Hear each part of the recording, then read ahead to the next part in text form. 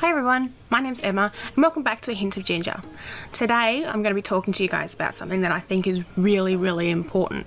That's the digital divide and how it specifically impacts on people with vision and hearing impairments. But before we get into the nitty-gritty of the subject, just what is a digital divide? Cue graphic. What is the digital divide?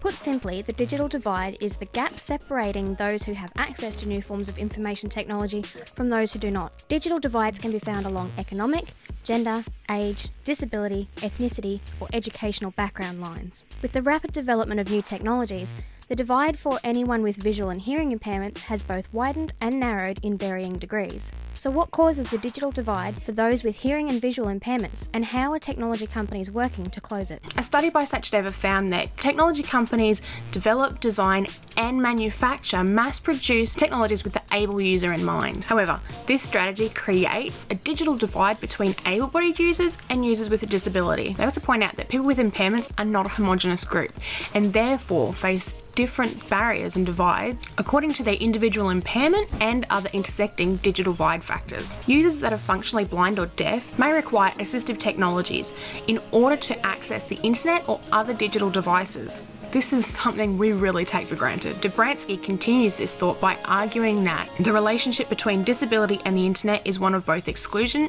and possibility. In today's digital age, access to the internet offers many means both to participate in society more fully and to create alternatives to wider exclusion in the world. Dobransky further argues that with the fast-paced development and evolution of digital media, there is the risk that by the time an assistive solution has made a given technology accessible, it may already be obsolete. One solution for this is that of universal design and universal accessibility. This would require technology companies to design their devices or software to be universally accessible, or accessible by as many people as possible. To further highlight this issue, the Pew Research Centre found that people with a disability are less likely to go online than their able-bodied peers. They also found that users with a disability are around 20% less likely to own and use a computer or a smart device. Interestingly, a previous study by Dobransky found that whilst users with a hearing impairment were not significantly less likely to use the internet compared to their able-bodied peers,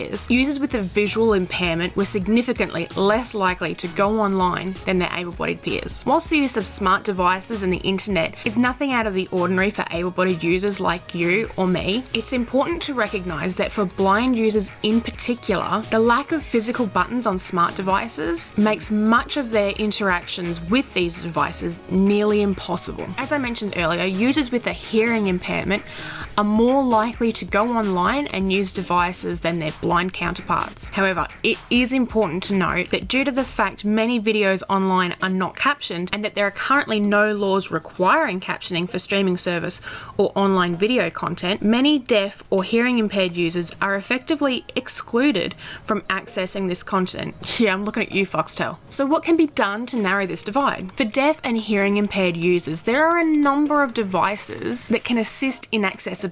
Devices like New Hearer's IQ Buds allow users with a mild to medium hearing loss to control what they hear in the world around them by using noise cancelling technologies. They also allow users to connect directly to their smart device via Bluetooth. There's also the Phonak Roger system. This allows for direct connectivity to hearing aids and is used in a number of schools in Australia to provide greater inclusivity for the hearing impaired. Additionally, there's greater technology advances in the realm of hearing aids that ensure that hearing aids can be directly connected to your smart device.